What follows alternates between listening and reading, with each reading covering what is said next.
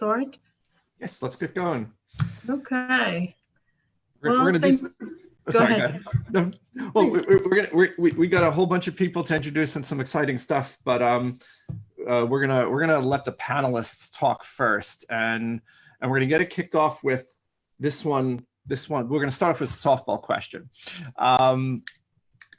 So let me ask each of our panelists, what's the one food or food experience that you've missed since the COVID-19 crisis has started? So let me start with Noga. Sure. Well, actually, I'm a mom to 2 young kids, and I actually miss the experience of not having to cook all the time. So this is something every young mother knows in these times.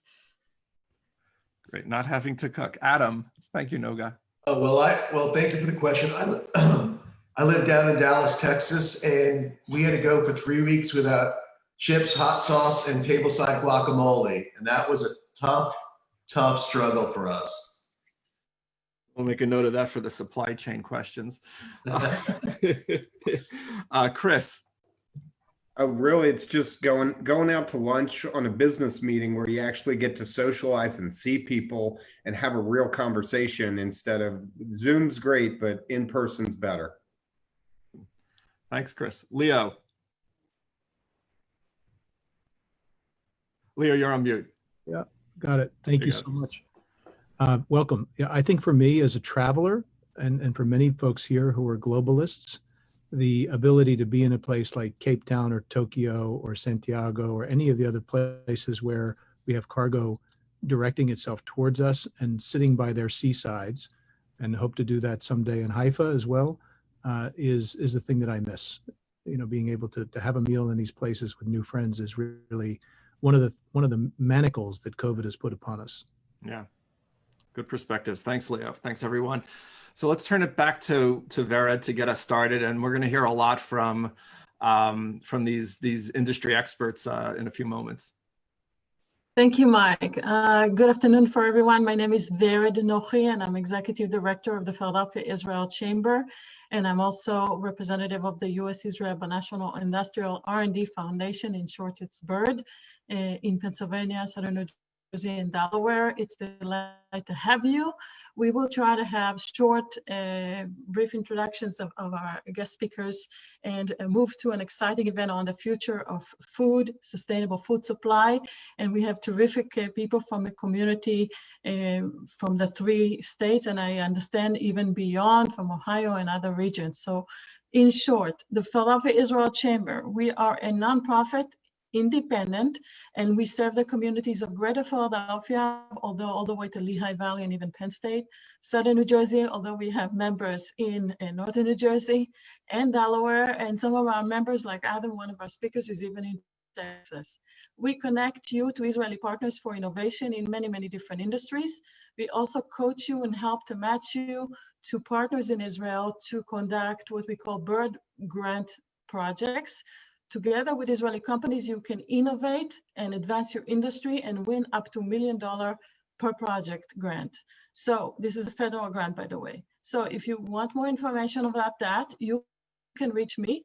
We are a membership-based organization, so we'll invite you to join us, and we're looking forward to working with you on many innovations.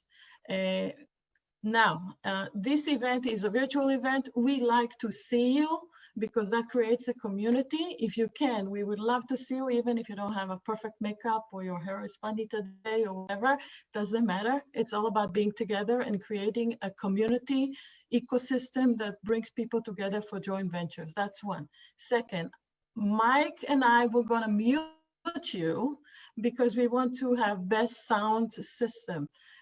We will enable our speakers to talk, because that's what we're here for. But please, if you have questions on the sidebar, if you click on the bottom on chat, you can send me questions, and we allow for lots of time for questions today. All right. And last and not least, I gotta introduce you two fantastic friends of the Chamber that help us co-host this event. First and foremost, our Deputy Consul General, Israel Nitzan. Israel is in New York. He is with the Israeli Consulate General in New York. And without further ado, I'd like to allow you to introduce you and the consulate, please.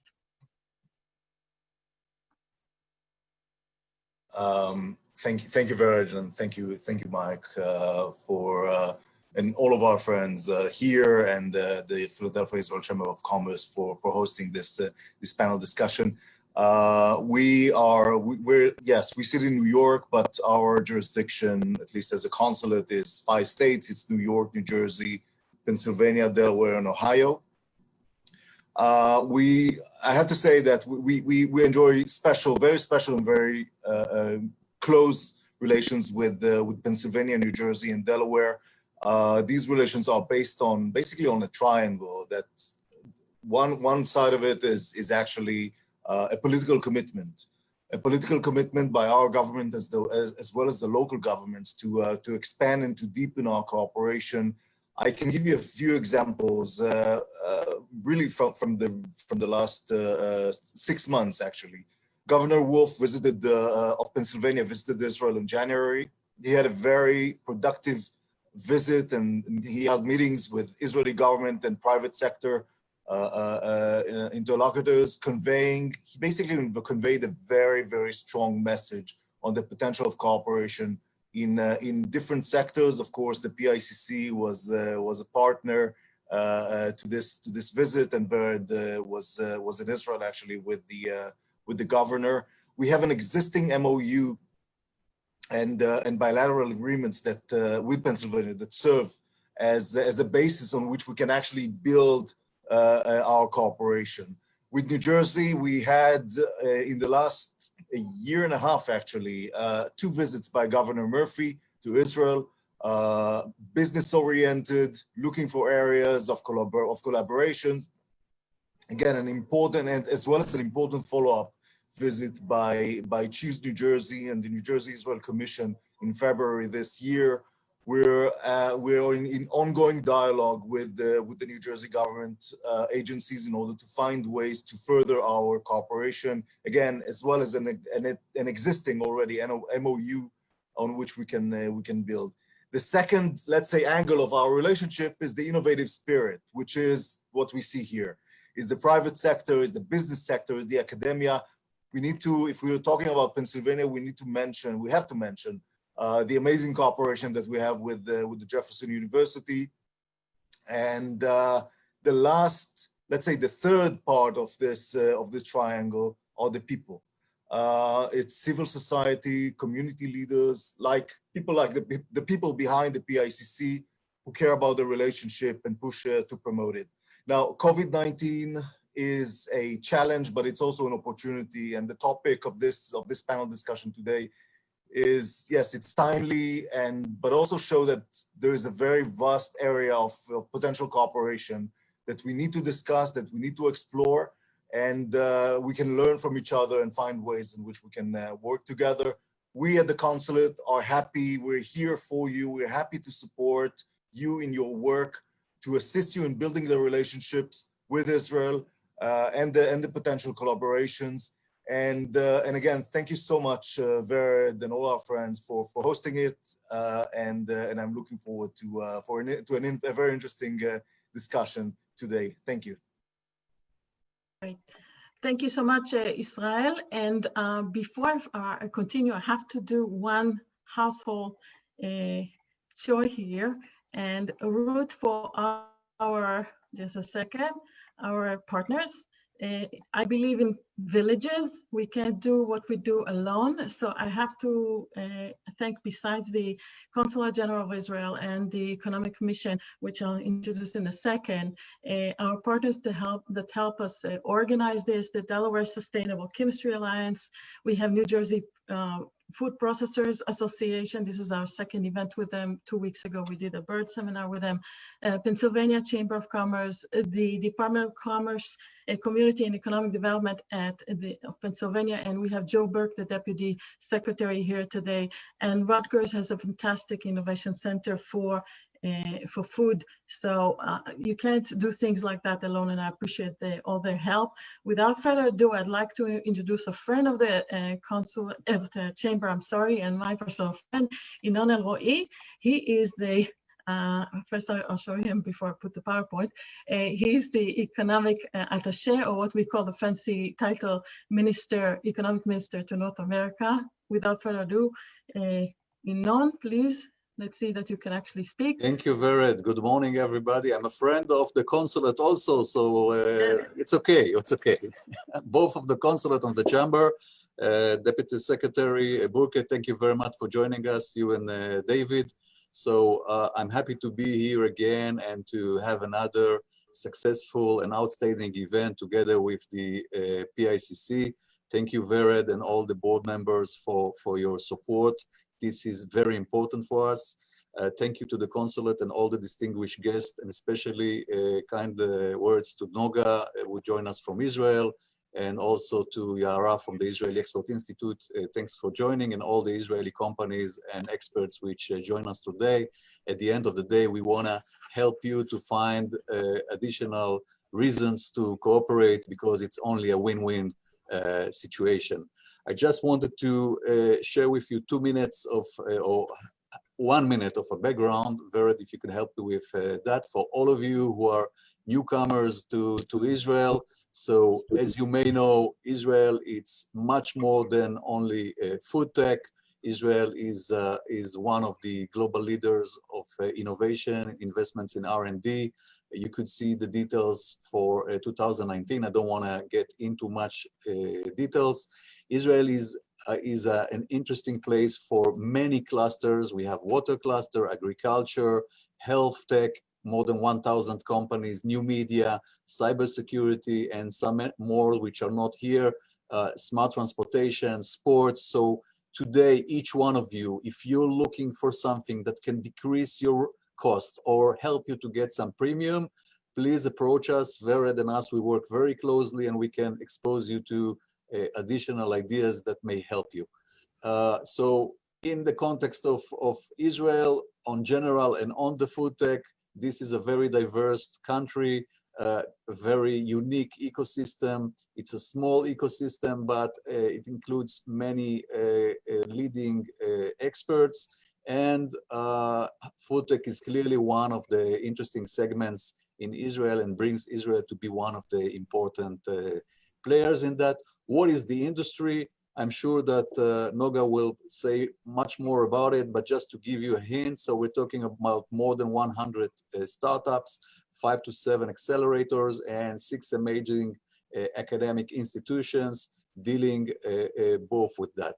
So I think that that's enough. You could just have a look what kind of segments may be relevant in Israel, and I'm looking forward to an amazing discussion. One last thing to say is that many global companies and American companies dealing with food and agro are in Israel, but I'll let Noga share with you later. Thank you so much, and good luck. Thank you, Inon. And now we're gonna shift to Mike Ruppert, is our Philadelphia Israel Chamber board member. By the way, all the bios we sent you earlier, and I will send it again later if you're interested in the background. Mike heads the tech and innovation community, and he'll introduce himself. So thank you, everybody. And now it's Mike Ruppert, please. Great, thanks, Vered.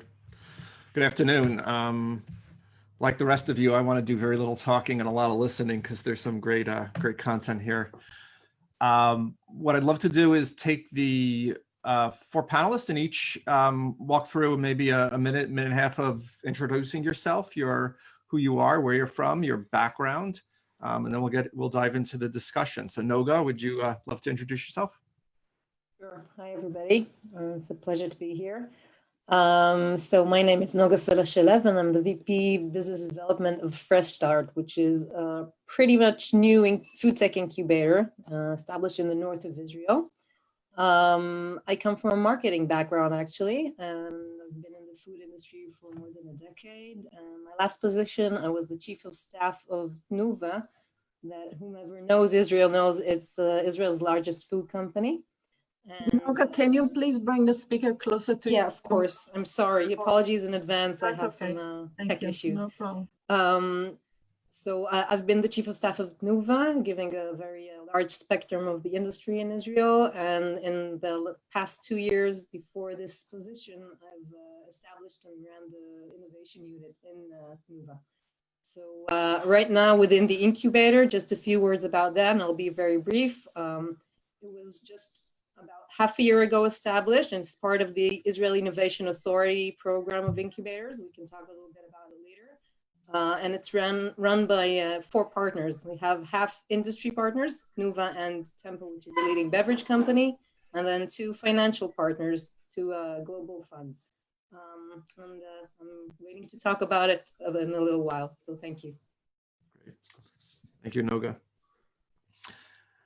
Adam, would you like to introduce yourself? Yes, good afternoon, everyone. My name is Adam Sussman. I'm the Vice President for Accelerata, which is a group within BIMBO Bakeries USA, which is the largest commercial bakery here in the United States. We acquire businesses, we start businesses from scratch, or we transfer businesses from other parts of Grupo BIMBO around the world into the retail market space. I've been with Grupo now over almost 4 years. And while I live in Texas, prior to COVID, I was commuting up to Conshohocken pretty much every other week. And I do miss the food in Conshohocken compared to Dallas. So I'll look forward to that be resuming later on. And thank you so much to Vered and the group for having us on the call. Thanks, Adam. Chris Alonzo. Hello, everyone. Thanks for having me. I am a mushroom farmer. I'm a 3rd generation here in Kennett Square, Pennsylvania. Kennett Square is the mushroom capital of the world. We produce about, in the area, we produce about 500 million pounds of mushrooms a year, and those get transported all over the country. So there's a big infrastructure system to support that ag business all over. My farm, we grow white mushrooms and portobello mushrooms and ship through a cooperative. 7 farms ship into this cooperative. And so the impact to the economy is pretty big. My experience is that economics major, came into the family business kicking and screaming, didn't really want to be there. And now it's been 26 years later, and there's aspects I love and aspects I don't love. Of course, that's why we're here. We're trying to figure out some of the technology to help us keep loving the business that we're in. I've also been lucky enough to travel to about 20 different countries, visiting mushroom farms all over, and had some business where I've helped build a farm in China. So a little bit of diversity with that. So I love to help in any way I can today. Great. Thanks, Chris. And finally, we have Leo Halt. Welcome again, and Boker Tov, and hope everyone's enjoying the seminar so far. It's great to be a participant in this. I represent the 3rd generation out of 4 that are working here in a family business in Philadelphia, where we have about 2,000 full-time employees working in the port, logistics, and transportation business. I'll note 2 colleagues of mine who were on the call, Mr. Shalom Cohen, who is our Chief Technology Officer, and Mr. Sander Daniel, who's running our tropical division. They are natives, respectively, of Tripoli and Karachi, but they grew up in Beersheba and in Tel Aviv, and so they give a good correction to my pronunciation from time to time. And then the business that we're in is moving cargo, and so as such, as I mentioned earlier, we have the opportunity to come in contact with many points of destination as well as origin in the world, in particular with food products. And although the gentleman from Purdue unfortunately could not join us, we touch meat protein, we touch dairy protein, we touch tropical produce, deciduous produce, which is everything from grapes apples, pears, peaches, nectarines, and etc. To occasionally, to occasionally, we want to do it more frequently, Israeli carrots and other products, but as well citrus products from around the world. And so that's how we come by our business. Personally, I've been involved in this business for almost 40 years and have done a lot of different things, including stints on the National Rifle Association Board of Directors, as well as many years board and chair of the Jackson Laboratory, a genetics and genomics research laboratory based in Maine, which has a lot of collaborations with Israeli researchers to try and solve human health problems. So we come at it with a wide tapestry. And what I mentioned earlier and in our pre-call, we managed to attract onto the call the former Undersecretary of USDA for Science, Dr. Molly John, who is lettered beyond belief, but in fact is one of the leaders in creating a new ecosystem about a world food system and how the world food system has to pivot with both personal as well as governmental support. So the concept of incubation and the bird grants are things that I think she can as much advise as give. So we'll look forward to hearing her perspective perhaps on a call in the future. Thank you very much for having me. Great, thank you, Leo. And if I can ask maybe the 4 panelists to keep yourself unmuted, because we'd love for this to be a lively conversation. And I'll, as Vered had suggested, because of security, we don't have an open chat room. I mean, many of us have experienced Zoom bombing before, so we'd like to have a control over what happens in the conversation. So she's manning the chat, and if you have a question for the group, for the panelists, put it in the chat and she'll get it privately, and we'll talk for about 20-25 minutes and then open it up for 10 to 15 minutes of Q&A afterwards. So with that in mind, let me get the panel started with one question. Your perspectives on the major the challenges that your industry faced before the coronavirus hit. So what were some of the issues that you guys were working on before things started to change a few months ago? Leo, why don't we start with you? Thank you very much. I think that the period pre-COVID, I think, as everyone is aware, and is still somewhat volatile in terms of economic activity. World trade was growing, and here in the United States, what we saw was a series of different issues that were emerging, mostly around sourcing labor and having people available to do the work. That grew. We saw this in our bit of the world as it related to long-haul truck drivers with changes in terms of rules of service. We saw, and which in some cases during a period of time 2 years ago doubled in terms of long haul of produce and other things across the country. We saw it in terms of fuel expense as fuel kept creeping up. All of those have been corrected somewhat drastically. Likewise, we saw it in, and we see it even now, the anomaly is that, and the irony is that during COVID, air freight prices have skyrocketed, and that is because of the almost absence of long-haul passenger planes available. So we've seen a lot of different disruptors, both pre-COVID, and now we've seen some of them correct, and we'll see what that does as world trade tries to peek its head above the covers and come out from beyond COVID. Adam, what kind of challenges were you facing with BIMBO? With BIMBO Bakeries USA, our main challenge was driving growth both inside the commercial bread aisle and outside at retail. You know, the bread business and consumption with in-home consumption had plateaued. And so one of the key angles that we wanted to figure out how to do was to drive innovation and growth even outside of our core business, and finding those right innovations that would be accretive to our portfolio and would find adoption by consumers. Probably, you know, for every large CPG company, that's one of the biggest challenges that pre-COVID they were facing, and obviously that has changed dramatically in 3 months, almost 180 degrees.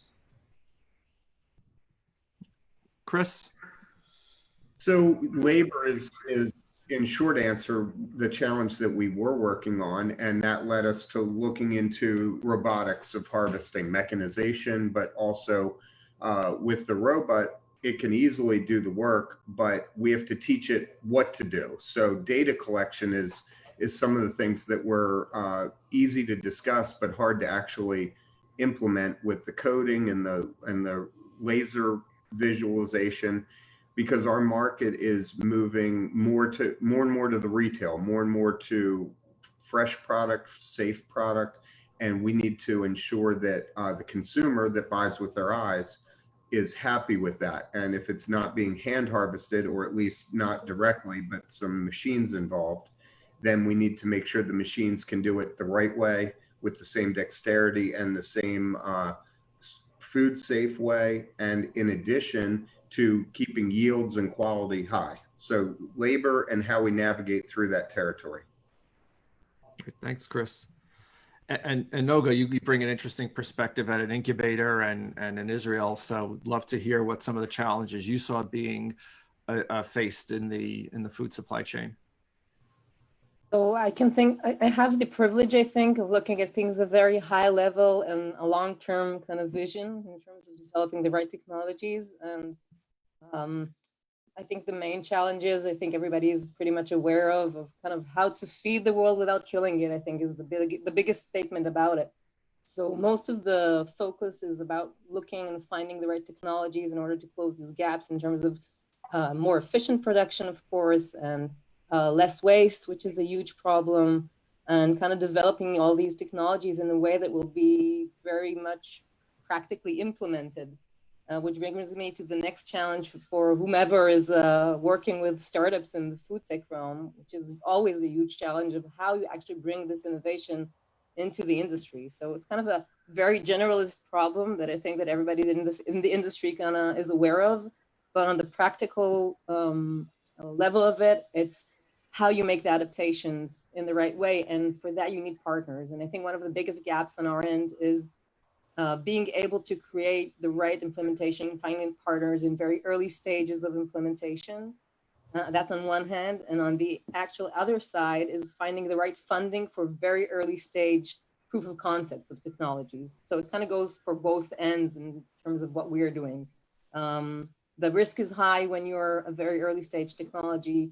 The partnership with industries is not necessarily easy. It's usually a very I'd say a traditional industry, and not necessarily available or even able to create these implementations. And this is actually the hard work that's being done. And I think that there are a lot of changes in these areas these days. You find more and more companies that are more and more willing to do so, understanding that these are the necessities, but the struggle is always there. So on our perspective, these are the biggest challenges.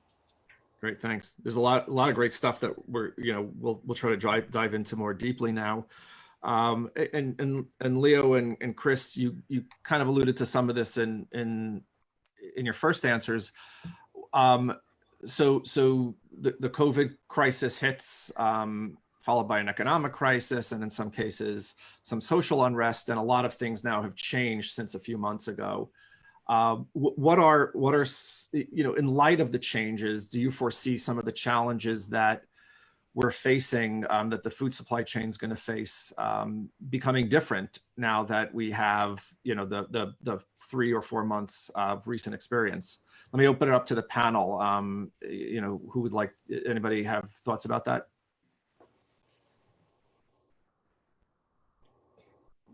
Yeah, go ahead, Leo.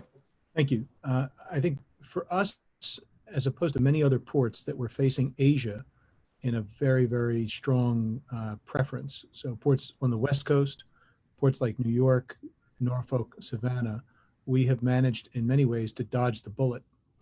And that means that our really strong preference in terms of tropical fruit, in terms of deciduous fruit and seasonal products kept us very busy. At the same time, our workforce, through immediate social distancing, early on before that became an unfortunate term that we all have to confront every day, was implemented along with deep cleaning. So we managed to get through it in terms of the operational impact. That was not the same for many of the people, we talked about it with Chris earlier, who were serving the food service business in terms of catering restaurants and hotels and things like that. So that was very difficult, and people had to pivot on a commercial basis. On the technology and innovation basis, we, like many people in the hospital sector, have been deploying things like ultraviolet lights and a whole variety of cleaning technologies, a kind of symphony of cleaning technologies that have been part and parcel to the quality business in the hospital business. So in the logistics and marine terminal business, we're the only in the country that are SQF level 2. So that's the safe quality food handling. And we consider that to be a minimum standard that people should be at. That culture for us, we think, is one of the important things. So this is a combination of between your ears intelligence married up with technology, and we think those innovations have to happen even further. It's not as simplistic for us to say just automate everything or mechanize everything. You need people to perform the tasks. And I think that not just with COVID, it's innovation in these things. At the larger level, kind of supply chain 2.0 writ large, we think that supply chain is going to have to take that on all the way across. And so the deployment of technologies, which has been talked about, I'm sure, on calls like this now for 4 or 5 years, the same algorithms that emerged and gave us Bitcoin have been used to create a thing called blockchain. So we've been partnered with IBM and Maersk Line for some time now in a company called TradeLens. And TradeLens Vered will give everybody the link for them. You can also look it up on YouTube and things like that. These technologies, I think, are the other piece of innovation that's going to be required in order for the farm to fork to actually iterate itself in a way that's understandable, that's controllable, and that all the parties along the line, the innovators, the producers, the shippers, the customs agents, because the government is an integral part of every one of these transactions, and the financiers have to speak the same language. And so some form of blockchain technology is going to be a part and parcel to everything that everyone does in the future. So I'll add to that and say that in mushrooms, it's the same world. We saw how the just-in-time system for food failed in the first month with COVID. There was products being dumped on the ground. There was plenty of food to feed the people, but the grocery store shelves were empty. And people got complacent in how good we did everything, how well it was managed. Mushrooms are to the customer within 48 hours, on the East Coast and 72 hours on the West Coast. We have the cold chain management down until there's a ripple in the system. So I think that that's investment in better technology, better knowledge of where things are in the system, and making sure that we reduce the waste, because we saw how much waste happened during COVID, and now we have an opportunity where people are actually aware of where their food's coming from. They're cooking at home more, they're getting home deliveries. So we can help navigate to not only be successful in delivering that, but we have people that didn't think at all about where their food came from. Now they're aware of it. And so when you have an audience, you have an opportunity to make some strides in these investments.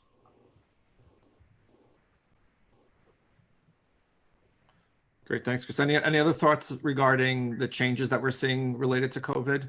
Yeah, I would just add that, as a national company, we benefit from the fact that we are a direct store delivery model. So we were able to respond in a way that we saw the retailers saw the value of what we were able to do by bringing the touch figuratively to the retail shelf and in an attempt to maintain supply during pantry loading of bread and like products. And I think our observation was, even with bakery assets all over the country, as sophisticated as we are about how we want to manage inventory and supply chains on perishable products, what we found out is that during the course of COVID, even if you implement all of the most humane safety and sanitation practices inside the facilities, you can't control what people do once they leave. And so what we saw is behaviors that changed over the course of time in different markets when people would go home, and maybe it was Mother's Day weekend or so forth. And then the follow-up result was that we saw a spike in folks that were then affected by COVID personally and then it affected our production in certain areas significantly. So that's one of those things that, you know, there's no book and there's no a control mechanism, as opposed to trying to reinforce with your employees that these practices and things that are the new normal don't stop once you leave the facility walls. And it was a stark reminder in a lot of facilities.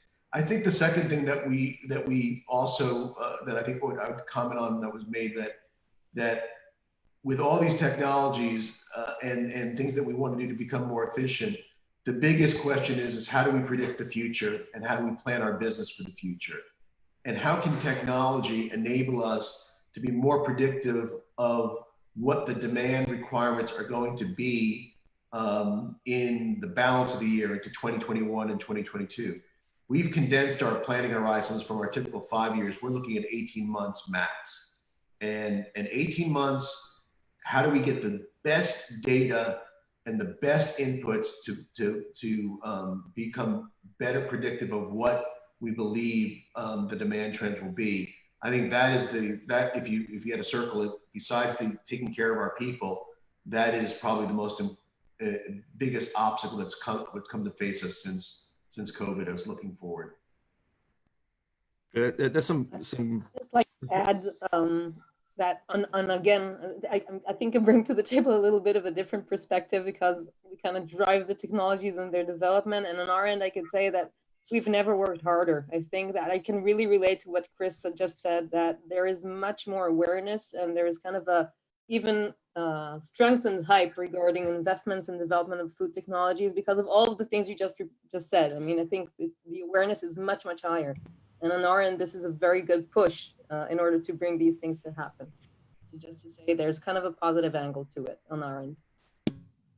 And I think, Mike, just to wrap that up, at the global level, the truly global level, you saw state actors, because of reactions that were not necessarily related to facts, and not just consumers, but whole populations, going into a panic mode that had them hoarding things. I mean, the tongue-in-cheek joke of it was things like toilet paper, but in fact, at the state level, you saw people like Russia start to put a fence around their wheat harvest. You saw other people talk about doing it with their rice harvest.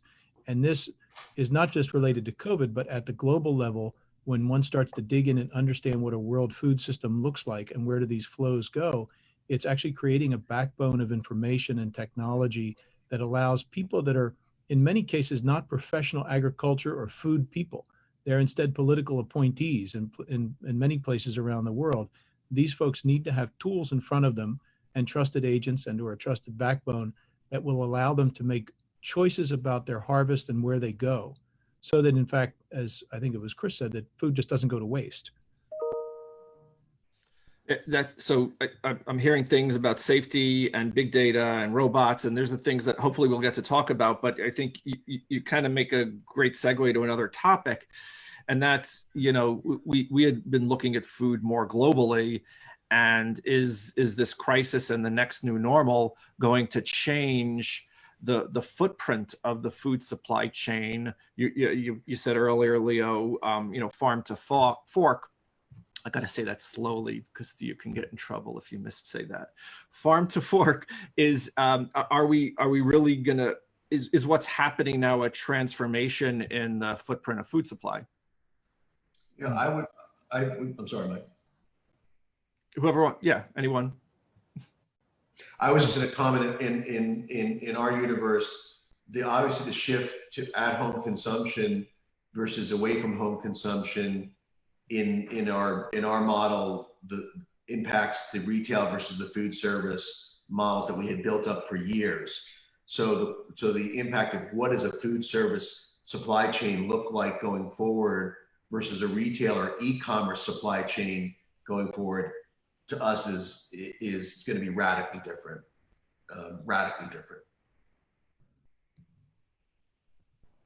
Great. Any other thoughts about the footprint, Leo? I think two things, Mike. There has been, we as a port have benefited from products being imported from the Mediterranean, Africa, South America, Australia, New Zealand food products across the course of many, many decades. I think the movement that preceded COVID of locavores and eating locally things, that satisfies a relatively, and I think will be static, small percentage of what you can actually eat. Although there are opportunities, we spoke with a gentleman last week who I believe is on the call, Zale, about creating a local production of vegetables and things like that. So we're confident that the ecosystem that is going to provide tropical fruit, vegetables, as well as meat proteins and dairy proteins will continue to flow on the one hand. On the other hand, what COVID did was give a tremendous, if you remember the banking crisis, they had these stress tests. It gave a tremendous stress test to the actual international movement of food products as well as other goods.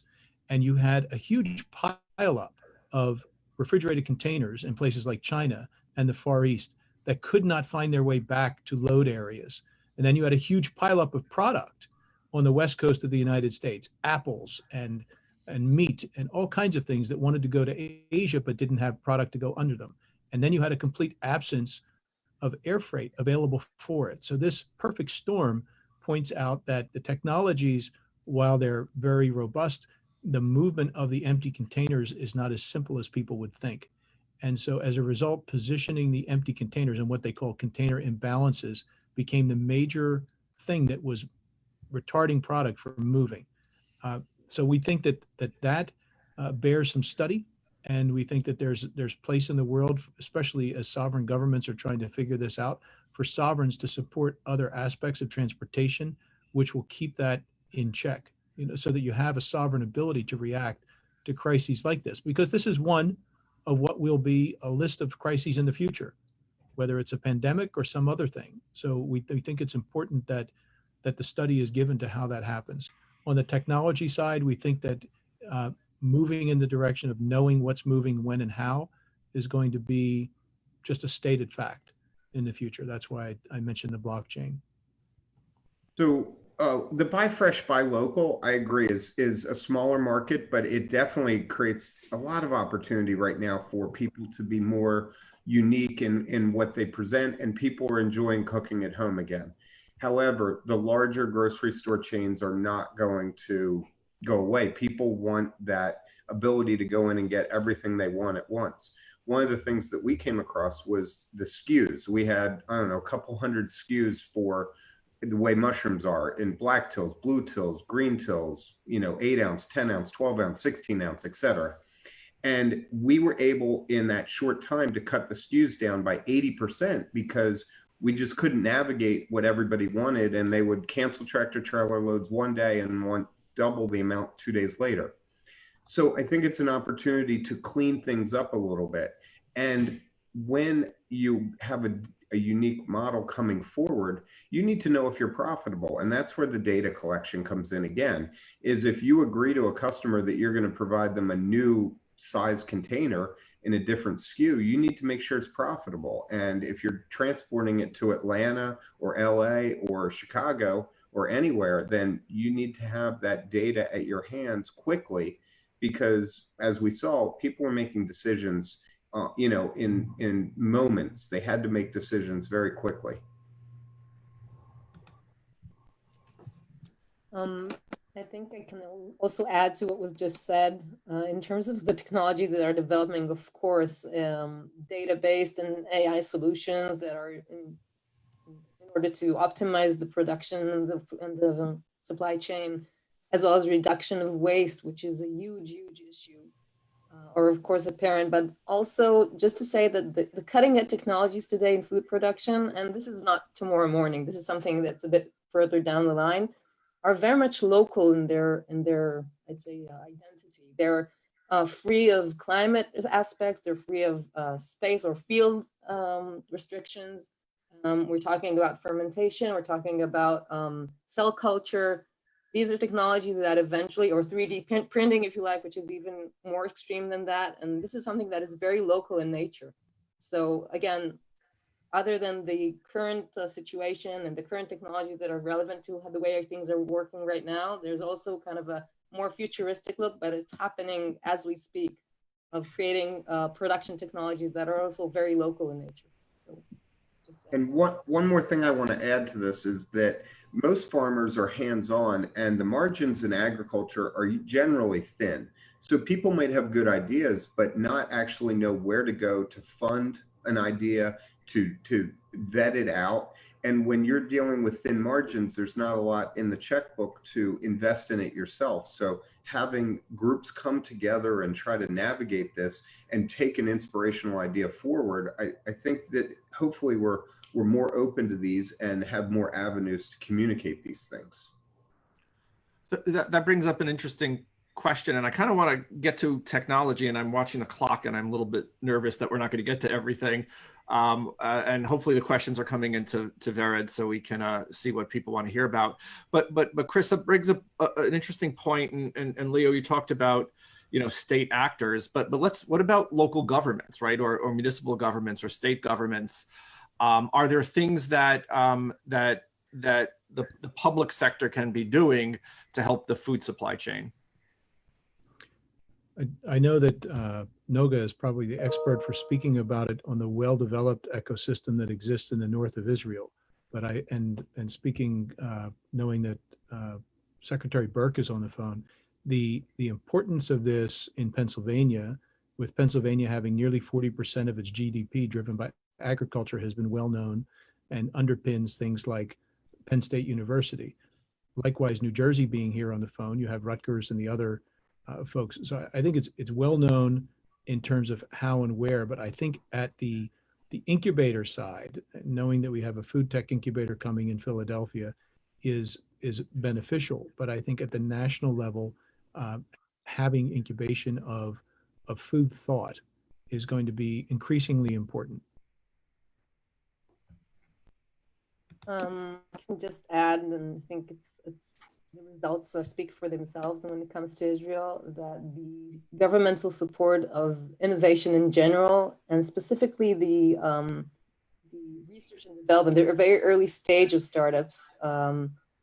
It's apparent that this bears fruit eventually. And the thing is, by reducing the risk of investments in very early stage and having really very substantial grants to support this, and really numerous programs and platforms in order to do that, is a huge support. And this brings in Israel, we always talk about the startup nation, and this has to do with the nature of the people and the nature maybe of the ecosystem, which is very tight and condensed, and everybody knows everybody. You know, you talk about 7 degrees of separation in the world, and it's 1 in Israel. So everything is very close and allows a lot of kind of cross-pollination of ideas and bringing things to happen and to kind of brainstorm quite quickly.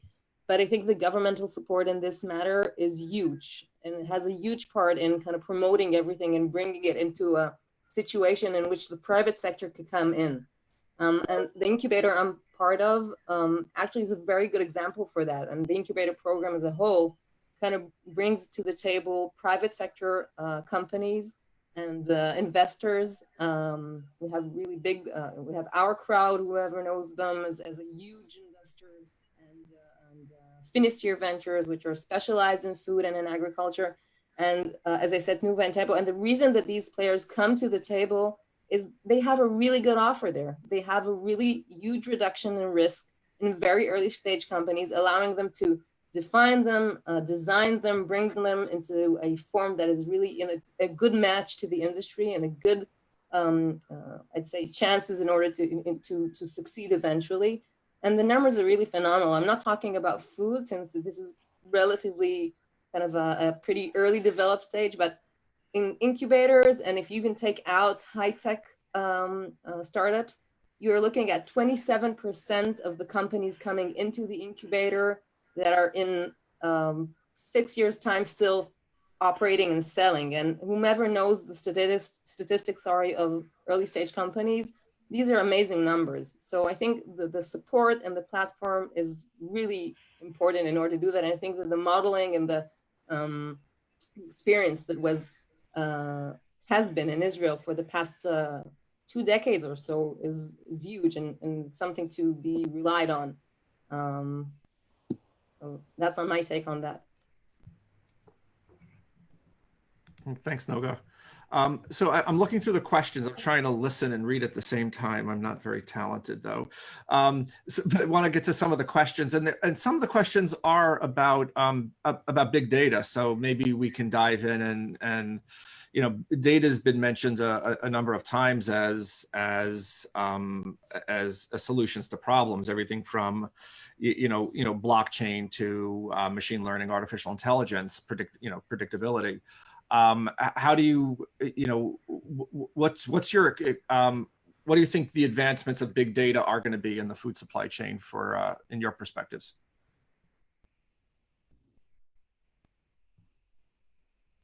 Well, I think, like I mentioned before, for business planning model, it's essential. Our historical reference points are instructive, but we now have so many more new inputs that for us to be able to plan our business, our asset strategy, our distribution points, everything, and then all the switch on the trends that are happening about where our products are being consumed and our categories being consumed. We need a much more robust predictive model for business planning on a much shorter time horizon. And in mushrooms, we see it on many levels. We see it from when there were floods that we didn't have a good straw harvest, so we had to switch over to hay, and we needed to tweak our formulas. And when you do that, you need quick analysis because your yields, you have so much cost in your crop before you pick your first mushroom.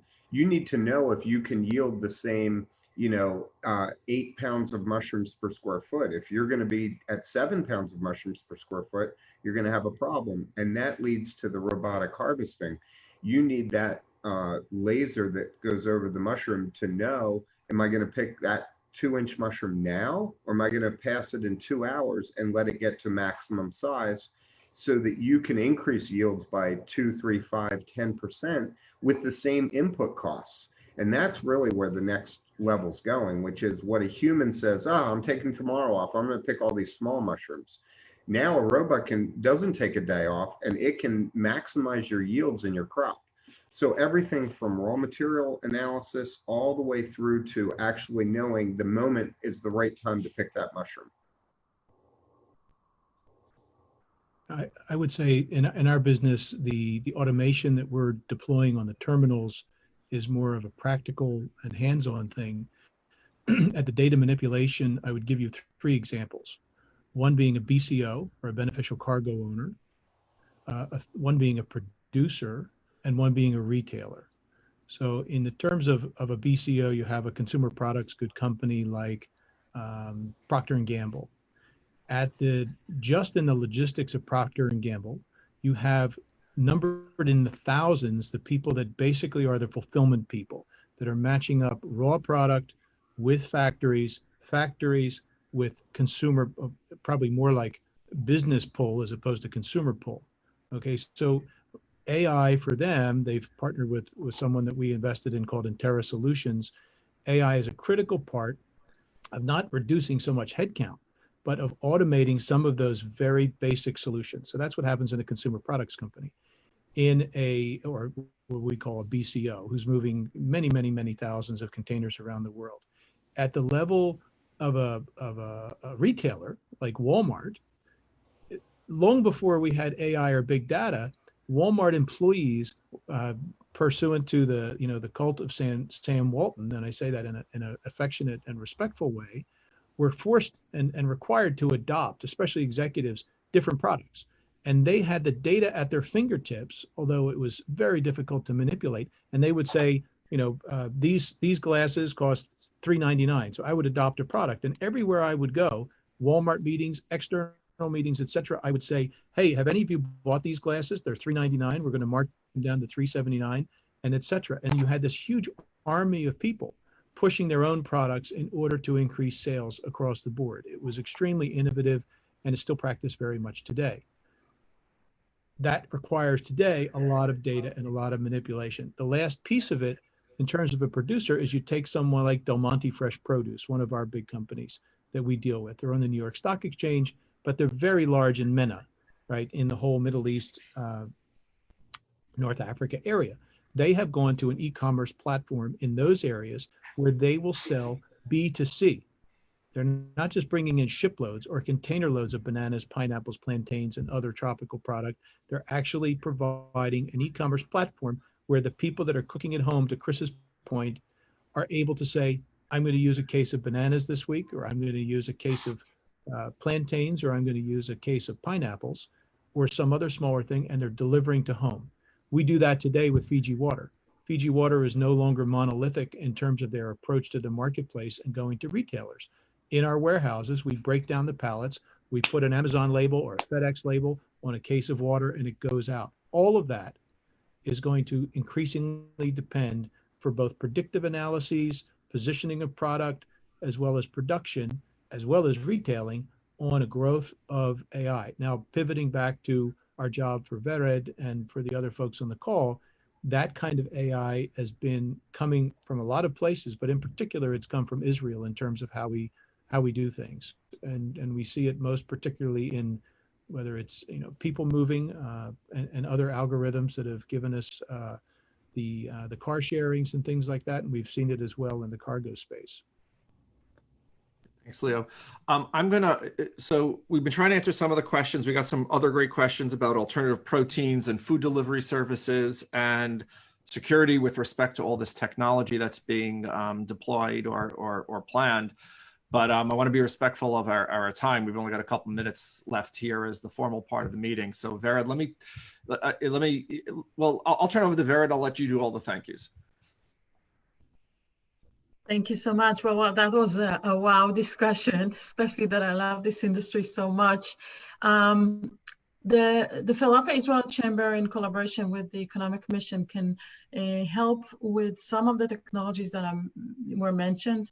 Definitely with the automation, with data mining and forecasting materials, alternative proteins, just everything that you mentioned. So in respect of your time, I'd just like to wrap this up like that and say that we would love to follow up with you, helping you connect you to Israeli companies. We're planning to create events targeting different aspects of the industry, and we welcome your partnership in planning, introducing speakers, etc. I allow anybody who wishes to stay here. We're not closing the line. If anyone would like to have a discussion or a question, if our speakers can stay a little bit longer, we thank you, and we can have another 10 or so minutes to address questions. So thank you all if you joined. I will send information. Interrupt Leo, yes, and Adam and Chris and Nogad, the conversation was incredible. Your knowledge and perspectives are very much appreciated, and I just want to give you a heartfelt thank you for participating today. Thank you. Couldn't thank you enough, especially with the flexibility of the last minute changes. To Mike Krupit for moderating, as our moderator due to emergency could not join us. For Noga for joining, she didn't even know me last minute. Adam and Halt, great members of the chamber, and Chris, terrific also yesterday last minute. Thank you so much. You really upgraded this event, and I couldn't be more grateful. Also to Deputy Consul Israel Nitzan, and to Onofre, our economic attaché. Thank you so much for your support. Again, thank you all for participating. Please feel free to stay a few moments. We will try to address your questions. Otherwise, see you next time. Thanks. Anybody who wants to hang out for a few minutes, you can unmute yourself if you have some questions. Clearly, we can't have side conversations because this is one Zoom room. But I was simply going to ask, and I emailed Vered to take advantage of the presence of Dr. Molly John, if she wanted to comment from her perspective, from her role in the Obama administration as Undersecretary for Science, and what she sees happening. I see you there, Molly. So if you want to make a comment quickly, now's your time.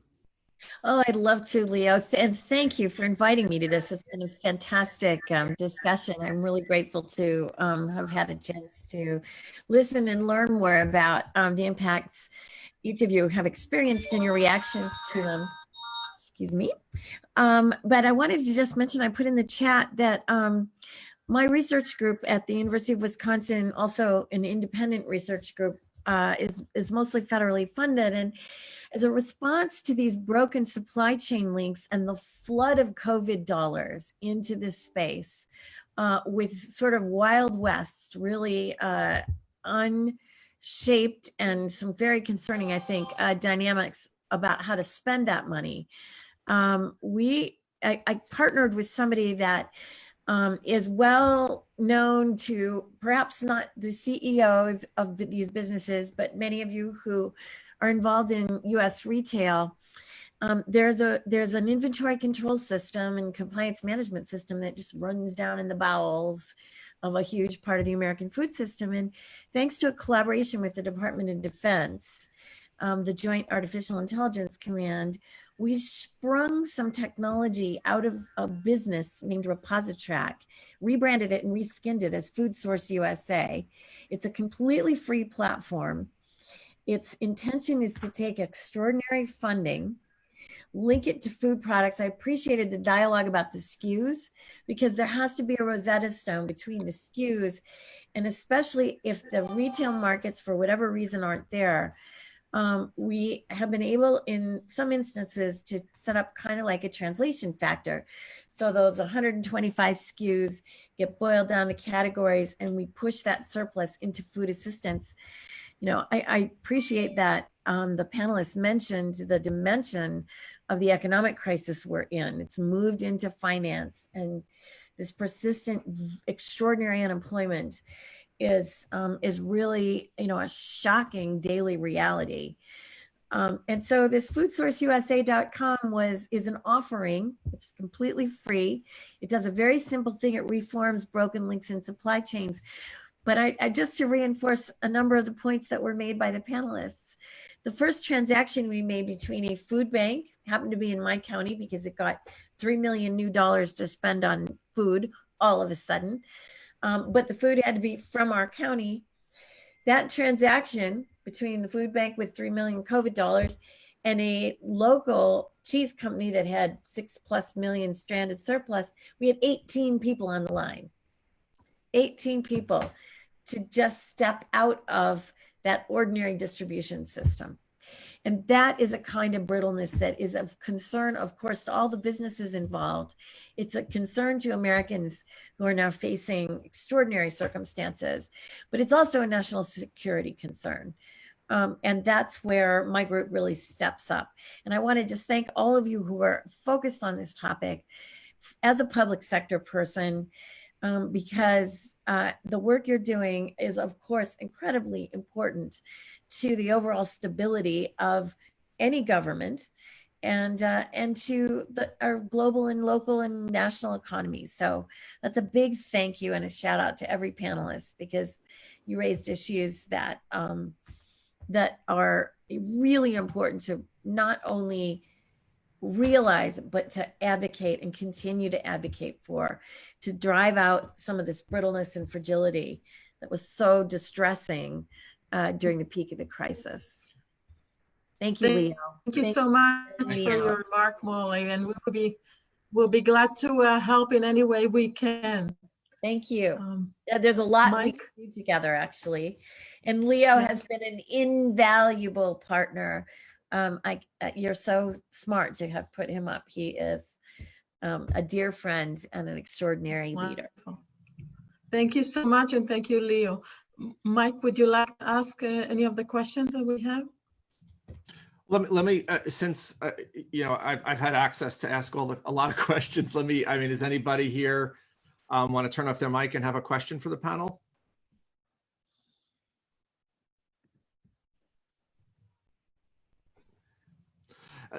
So one of the questions, I mean, I can pull off my list is the UN has said that food waste is about a third. We waste about a third of the food that we produce. In terms of food supply and the food supply chain, what are some of the opportunities to use technology to reduce waste? It's on, at least from my small world, it's as simple as the new employee that's a stock boy that's making decisions as to how many cases they want at each grocery store. And if they don't rotate the inventory well, and don't know what that inventory is, then you're going to waste 10, 15, 20% right there.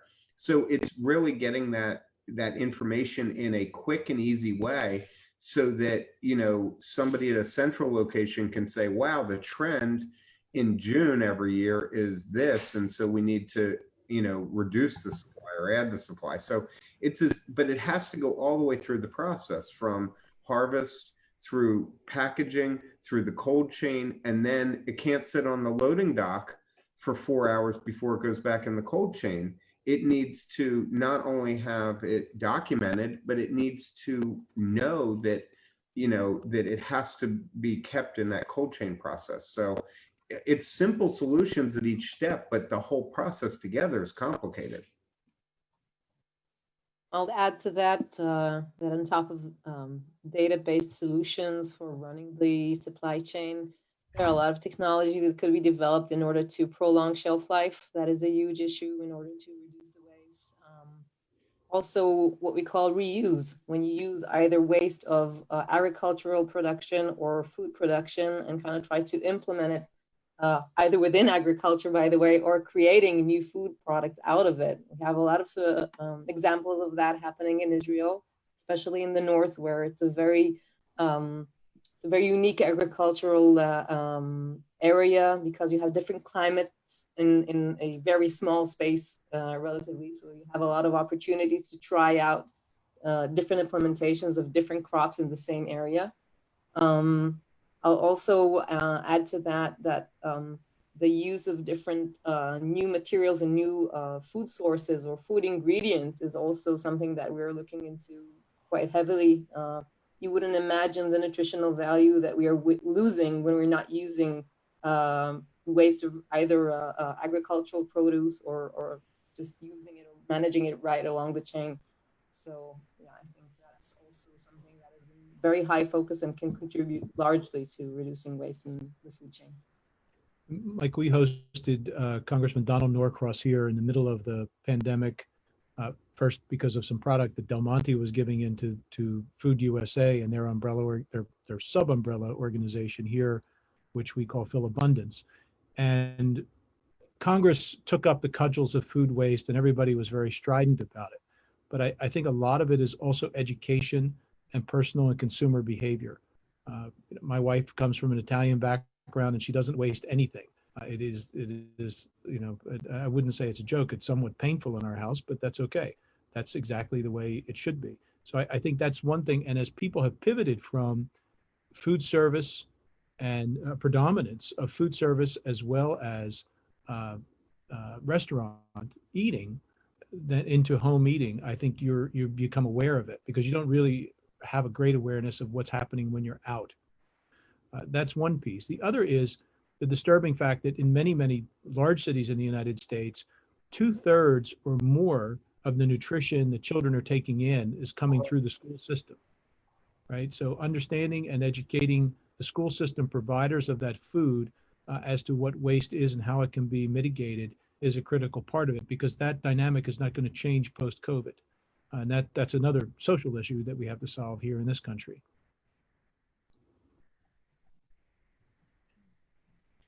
I will speak. My wife works with Head Start children in special education, and the federal regulations around, you know, the food that's brought in and what can and can't be done with it are quite incredible. So I can certainly see where how the schools and educational institutions can make a difference in food waste.